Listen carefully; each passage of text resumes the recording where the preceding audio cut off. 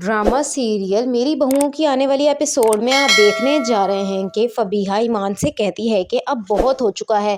मेरी बर्दाश्त की तो अब हद हो चुकी है। महक भाभी तो बिल्कुल ऐसे ट्रीट करने लगी हैं जैसे हम इस घर की बहुएं नहीं बल्कि इस घर की कोई काम वाली हों।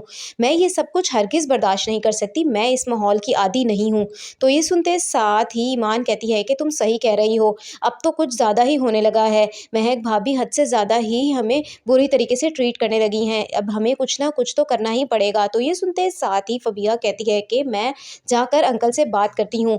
उन्होंने महक भाभी को बड़ा बनाया था ना, तो इस मसले का हल भी अब वही निकालेंगे। तो ये सुनते साथ ही ईमान कहती है कि नहीं, हमें अब्बू से कोई बात नहीं करनी चाहिए। मुझे नहीं लगता कि उनसे बात करना सही होगा, क्योंकि वो तो पहले ही अम्मी के दुख में घुलते जा रहे हैं। खुदा ना खास्ता हम उन्हें परेशान करें और उन्हें भी हार्ट अटैक आ गया तो हम क्या करेंगे।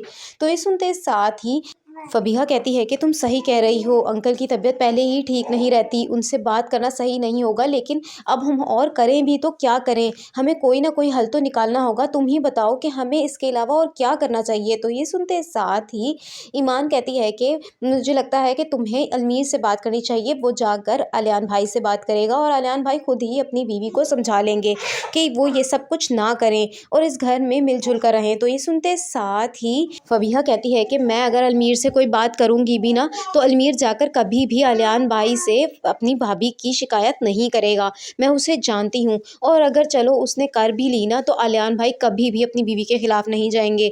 वो तो अपनी बीवी के इशारों पर चलते हैं, वो क्यों अपनी बीवी को गलत कहेंगे। तो ये सुनते साथ ही ईमान कहती है कि फिर मुझे तो सिर्फ एक ही हल नज़र आता है कि सब्र से हम इस वक्त सारा कुछ बर्दाश्त करें, क्योंकि सबके लिए ही ये सिचुएशन नई है। अम्मी हमें छोड़कर अचानक से चली गई और सब कुछ हमारे सरों पर आ गया है। वक्त के साथ साथ सब कुछ ठीक हो जाएगा, हमें अभी सब्र से काम लेना चाहिए।